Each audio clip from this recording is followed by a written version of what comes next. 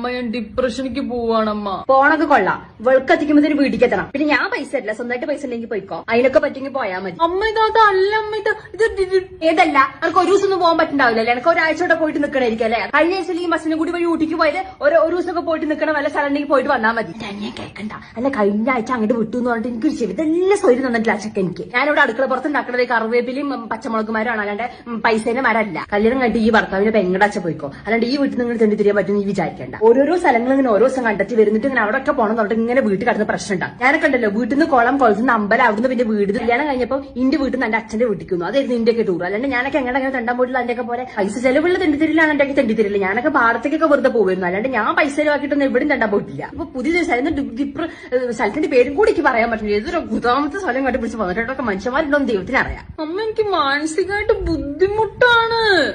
എന്ത് മാനസിക വിഷമം? മാനസിക വിഷമം ഉണ്ടാകുമ്പോൾ തെണ്ടാൻ നോക്കാം. അതിന്റെ മാനസിക വിഷമം ഞാൻ വരുത്തരാം.